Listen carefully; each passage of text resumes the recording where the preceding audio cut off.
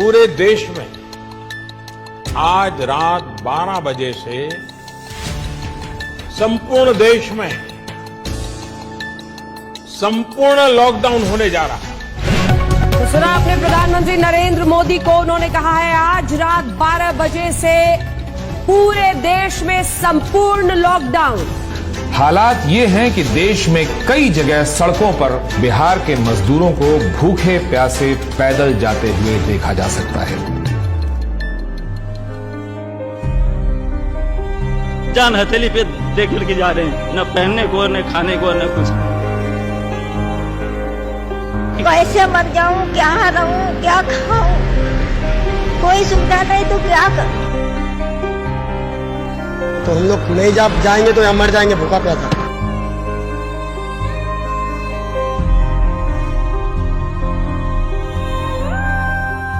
मेरे हस्बैंड खत्म हो गया, मेरा बाबू चला गया हमको छोड़ के। कोरोना से जंग में भी देखिए बिहार अस्पताल खुद बीमार है, अस्पतालों के हालात बता रहे हैं कि मरीज भर्ती हो जाएं तो वो भगवान भरोसे ही घर वापस हो पाएंगे। पटना के अस्पतालों में ऑक्सीजन की कमी है, अस्पतालों ने मरीजों को लेना बंद कर दिया है।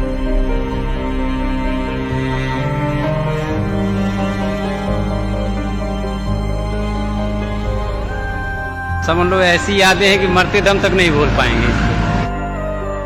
कोविड विश्वव्यापी समस्या थी, संकट आया, सबको कष्ट हुआ, लॉकडाउन हुआ, त्राही त्राही मची। लेकिन पूरे देश में जो दुर्दशा बिहार के लोगों की हुई, लोगों ने बिहार के लोगों को घरों से निकाल दिया। लोगों को बस तक नहीं मिला, ट्रेन नहीं, गाड़ी नहीं, पैदल चल के बच्चों को लेकर अपनी पोटली, अपनी जीवन की पूरी कमाई जमा पूंजी लेकर हजार किलोमीटर महिलाएं, बच्चे पैदल चलकर आए। महीनों तक वो नजारा चलता रहा और हम जैसे लोग सारी शक्ति, ताकत, साधन होने के बावजूद कुछ नहीं कर सके। तो ऐसा लगा कि नहीं, अगर भगवान ने शक्ति बुद्धि दी है, कुछ ऐसा करना होगा जिससे कि समाज सुधरे।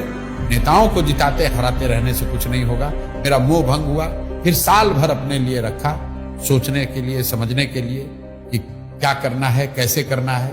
और तय करके जब 2 मई 2022 को मैं आया बिहार में, 2 अक्टूबर से गांधी आश्रम पश्चिम चंपारण से पदयात्रा शुरू करेंगे। हर गांव, हर शहर, हर गली, हर मोहल्ले, हर पंचायत में पहुंचने के लिए पूरे बिहार में एक बार जाने का प्रयास करेंगे। जन सुराज क्या है? ये समाज की मदद से एक नई राजनीतिक व्यवस्था बनाने का प्रयास है। लहरा दो,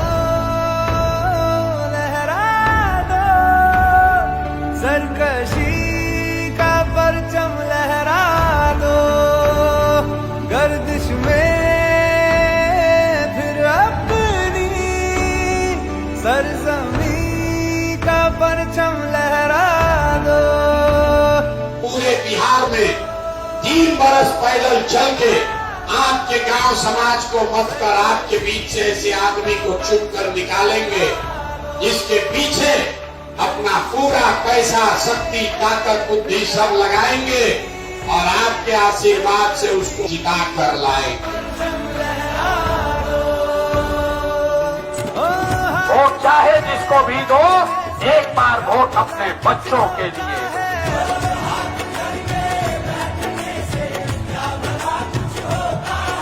वोट देते समय स्वार्थी बनिए, अपना और अपने बच्चों का हित देखिए।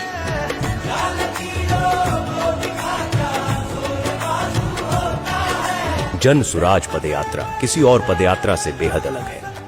इसका लक्ष्य सुर्खियां बटोरना नहीं, लोगों के बीच जाना था, उन लोगों की समस्याएं, उनका दुख समझना था जो आजादी के 7 दशक बाद भी मुख्य धारा में नहीं पहुंच पाए। प्रशांत किशोर उस बिहार को ढूंढने निकले थे जो विकास की दौड़ में इतना पीछे छूट गया था कि वहां उम्मीद की कोई किरण तक नहीं पहुंचती थी, जिसे देश के सभी नेताओं और दलों ने न सुधर पाने वाला राज्य मान लिया था। जन सुराज पदयात्रा का कोई समय निर्धारित नहीं है। जब तक एक पंचायत की सभी समस्याओं का पता न चले, अलग अलग समाज और वर्गों के लोगों की मुश्किलों का पता न चले, तब तक प्रशांत किशोर उसी पंचायत में रहते। बिहार में ये पहली बार हो रहा था कि कोई व्यक्ति पायदान में खड़े आखिरी शख्स तक पहुंच रहा था, उससे बात कर रहा था।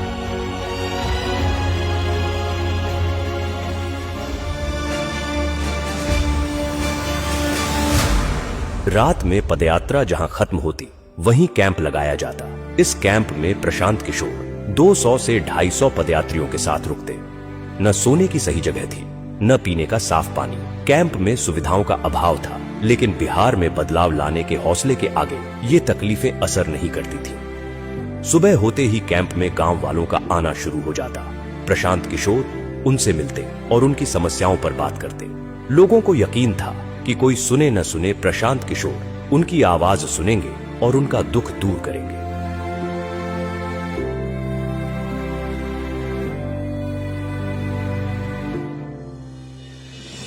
पदयात्रा हर वक्त चुनौतियों से भरी हुई थी। हर पल एक इम्तिहान था। कई सड़कें ऐसी थीं जहां सिर्फ पत्थर नजर आते थे। वहीं कुछ गांव ऐसे थे जहां सड़क पहुंची ही नहीं थी। कभी इतनी बारिश होती कि घुटने तक कीचड़ भर जाता, तो कभी इतनी तेज धूप होती कि 2 कदम चलना भी एक चुनौती बन जाती। लेकिन इन सब के बावजूद प्रशांत किशोर चलते रहे।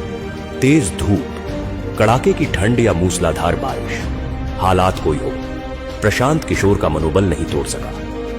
हर दिन प्रशांत किशोर 20 से 25 किलोमीटर पैदल चलते, लोगों से मिलते, छोटे छोटे समूहों में लोगों से बात करते। जो पदयात्रा महज कुछ लोगों के साथ शुरू हुई थी, अब उसमें लोग दूर दूर से आकर जुड़ने लगे। प्रशांत की आवाज पूरे बिहार में गूंजने लगी। वो जहां जाते, लोग उनकी बात सुनने के लिए इकट्ठा हो जाते। जिस मुखिया को, विधायक को जात और धर्म के नाम पर 500 रुपया और मुर्गा भात के लालच में आप वोट देते हैं, वही आदमी जब जीत कर आता है, आपके हलक में उंगली डाल के 5,000 10,000 रुपया निकालता है और आप बात बात चिल्लाते हैं कि भैया बड़ा भ्रष्टाचार।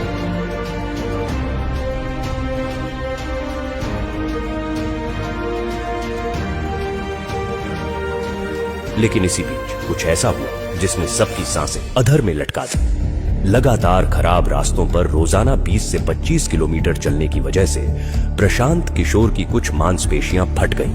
वो चलने फिरने में असमर्थ हो गए। डॉक्टर ने उन्हें कुछ हफ्ते आराम करने की सलाह दी। समस्तीपुर में जब एंट्री हो रही थी, वैशाली से हम समस्तीपुर की तरफ बढ़ रहे थे, तो शाम के बाद अचानक से हमारी नजर जब प्रशांत किशोर पे पड़ी तो उनके पैरों में बहुत तकलीफ थी। मतलब वो जूझ रहे थे उस तकलीफ से, उनसे चला नहीं जा रहा था।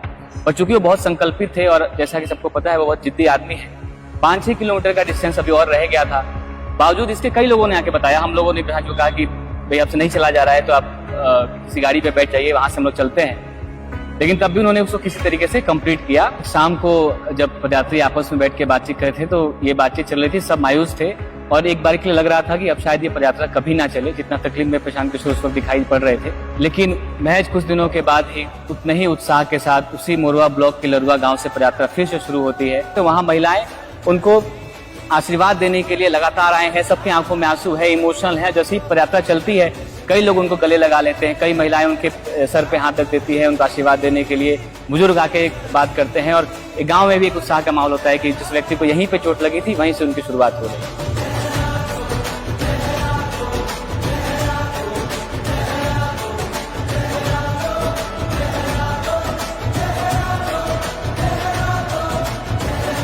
कई लोग हमको कहते हैं भैया बड़ा कठिन काम ले लिए।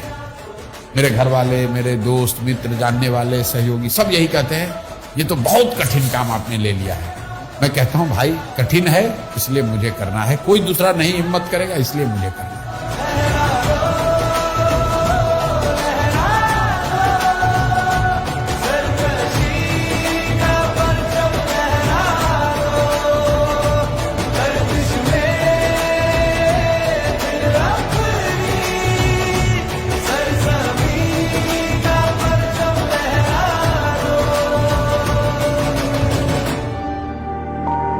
पदयात्रा के दौरान प्रशांत किशोर की पहचान एक नए बिहार से हुई। वो बिहार जो आंकड़ों से कहीं ज्यादा गरीब है। बिहार जितना आंकड़ों में गरीब दिखता है और जब आप उसको इन पर्सन फील करते हो तो दोनों में जमीन आसमान का फर्क है। क्या वो इन पर्सन और भी ज्यादा बहुत भयानक दिखता है।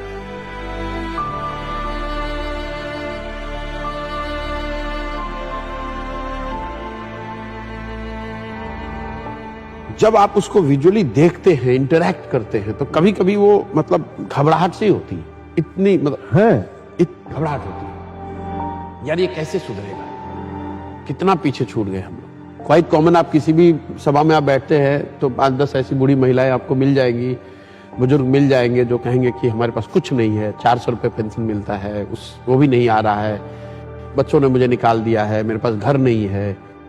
वो घबराहट होती है मुझे, घंटों में सोचता हूं कि यार कैसे वो मैनेज कैसे करते हैं 400 रुपये में।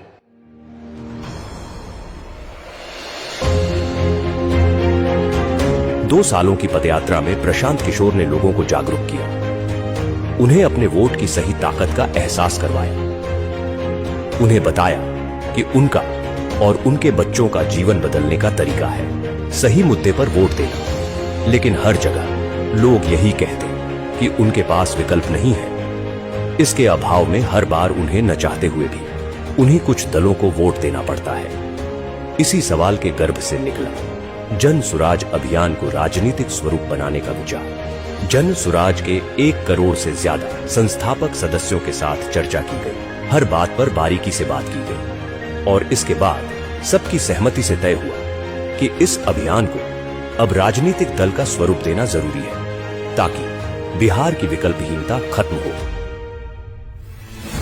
25 में बिहार में नई व्यवस्था बननी है। आपने हाथ में राखी बांधी है, तब आपका हाथ पकड़ रहे हैं और भरोसा रखिए आपको भी हारने नहीं देंगे। 2025 में जनता का राज बनाए।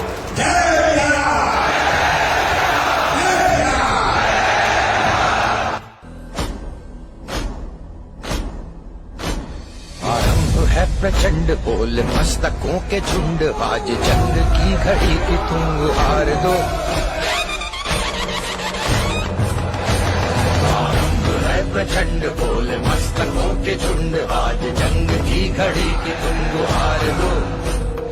मान वान शान या की जान का हो दान, आज एक धनुष के बाण पे उतार दो। आरंभ है प्रचंड, मन करे सो प्राण दे, जो मन करे सो प्राण ले, वही तो एक सर्वशक्तिमान है। विश्व की पुकार है, ये भागवत का सार है कि युद्ध ही तो वीर का प्रमाण है। जो लड़ सका है वो ही तो महान है। जन सुराज को आधिकारिक तौर पर जन सुराज पार्टी के तौर पर स्वीकार कर लिया गया है।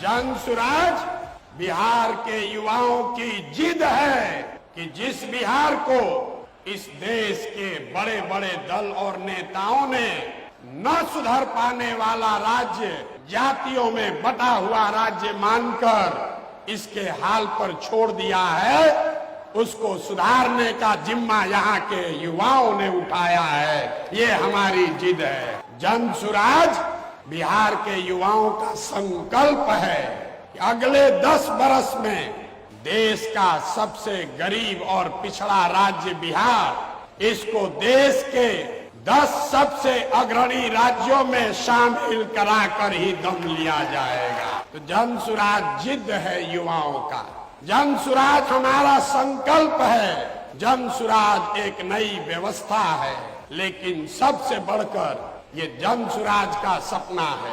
अपने जीवन काल में हम लोग ऐसा भी दिन देखना चाहते हैं जब हरियाणा, पंजाब, गुजरात, महाराष्ट्र से लोग बिहार में रोजी रोजगार करने आए, तब मानेंगे कि बिहार में विकास हुआ है। होना चाहिए कि नहीं होना चाहिए? होना चाहिए कि नहीं होना चाहिए?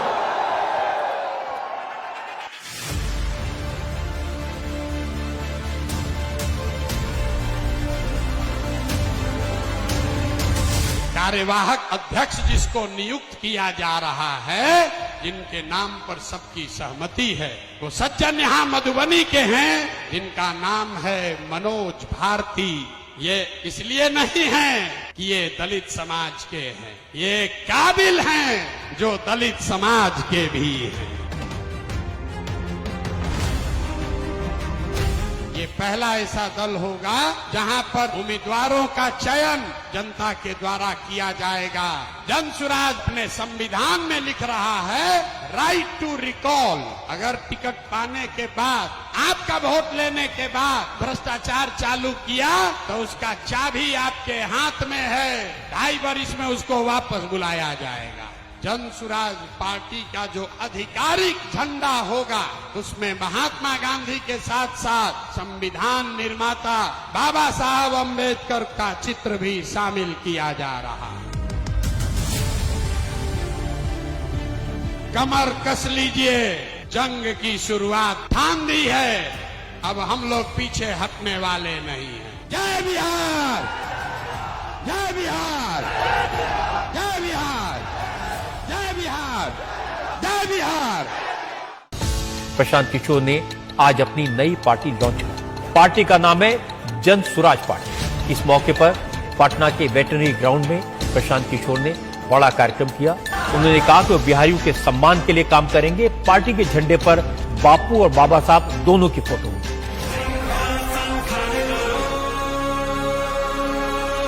मैं यहाँ से यात्रा पर निकलूंगा और आपके घर, आपके गांव आऊंगा। ये हमको रोक नहीं सकते हैं।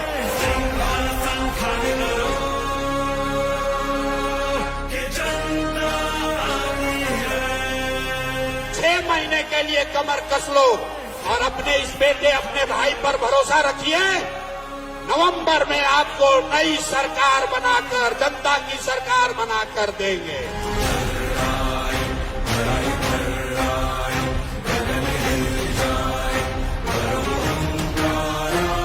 आप हमारे साथ आइए, हमारे साथ आइए और पूरे देश के राजनीति का निडिल घुमाकर अगर बिहार के ओर न कर दिए तो आपका बेटा नहीं।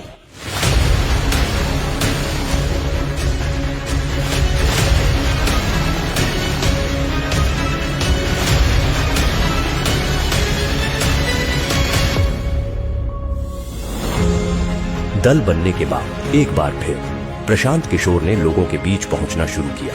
इस यात्रा को नाम दिया गया बिहार बदलाव यात्रा। मकसद वही था, दशकों से विकास की दौड़ में पीछे छूट रहे बिहार के लोगों को बताना कि वो गरीबी और बदहाली से कैसे निकल सकते हैं। लोगों को ये एहसास दिलाना कि वो अपने वोट की ताकत से बिहार में कैसे बदलाव ला सकते हैं। यात्रा की शुरुआत जयप्रकाश नारायण के पैतृक गांव सिताब दियारा से हुई, लेकिन वहां पहुंचकर पता चला कि जेपी के घर का बिजली कनेक्शन कटा हुआ था क्योंकि बिजली बिल का भुगतान नहीं किया गया था। इस स्थिति से साफ हो गया कि 40 साल से जेपी के नाम पर राजनीति करने वालों की मानसिकता क्या है। प्रशांत किशोर ने इस स्थिति को जनता के सामने रखा। भाई बताइए, जेपी के घर में भारत रत्न आपने दे दिया, आप जेपी की महिमा मंडन कर रहे हैं, नाम पर कुर्सी पर बैठे हुए हैं और उनके घर में बिजली नहीं है, अंधेरा रहता है। इससे ज्यादा दुर्भाग्य की बात क्या हो सकती है।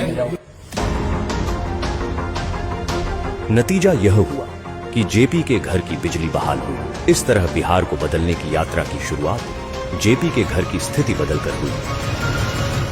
1 साल से कटी हुई है डिस्कनेक्ट में। आज प्रशांत साहब आए हुए हैं तो बिजली चालू हो गई यहाँ पे।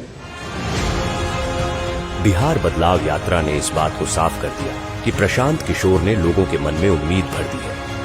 वो जहां जाते हजारों की भीड़ उनके स्वागत में खड़ी रहती। लोग दूर दूर से प्रशांत किशोर को सुनने आ रहे थे। वोट बिहार का तो फैक्ट्री कहाँ लगना चाहिए, बिहार में कि गुजरात में? सबको बोलना है, वोट बिहार का तो फैक्ट्री कहाँ लगना चाहिए, बिहार में कि गुजरात में? बिहार में कि गुजरात में? नीतीश कुमार को रखना है कि हटाना है? रखना है कि हटाना है? रखना है कि हटाना है? हाथ उठाकर बोलिए, रखना है कि हटाना है? सभाओं में जन सुराजियों की ऐसी भीड़ उमड़ती कि लोग देखकर दंग रह जाते। सबके मन में सिर्फ एक ही उम्मीद कि प्रशांत किशोर बिहार में बदलाव लाएंगे। बिहार में बदलाव होना चाहिए कि नहीं होना चाहिए? होना चाहिए। अभी होना चाहिए कि 5 वर्ष के बाद? अभी कि 5 वर्ष के बाद? सब लोग तैयार है? अगर सब तैयार है तो हमसे गारंटी ले लीजिए, छठ के बाद किसी का बच्चा बिहार से बाहर पढ़ने के लिए और रोजगार के लिए नहीं जाएगा।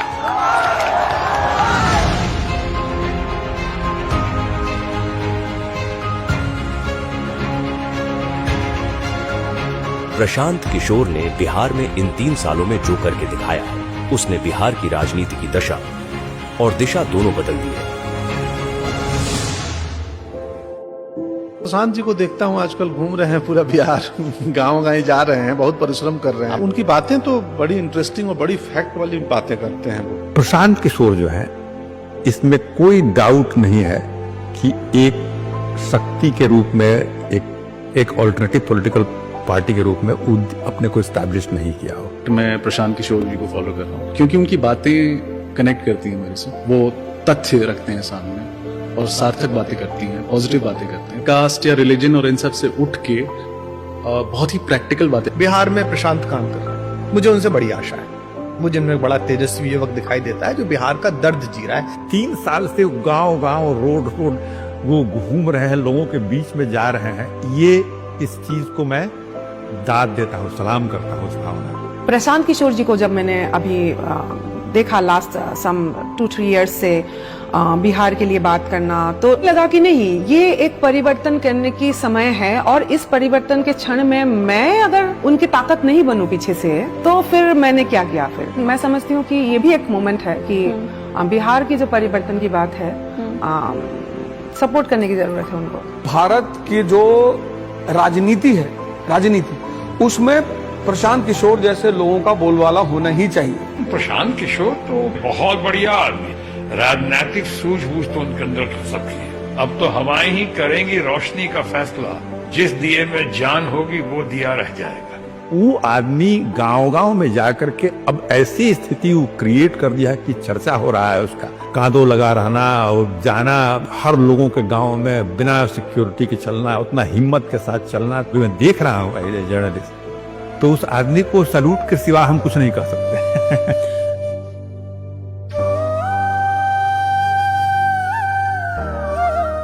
जीवन में मेरे पास जो कुछ भी है वो सब कुछ मैंने इसमें दाव पर लगाया है, अपना सब कुछ झोंका है इस पर, और ये तय करके आए हैं कि चाहे जो भी करना पड़े, किए बगैर मानूंगा नहीं।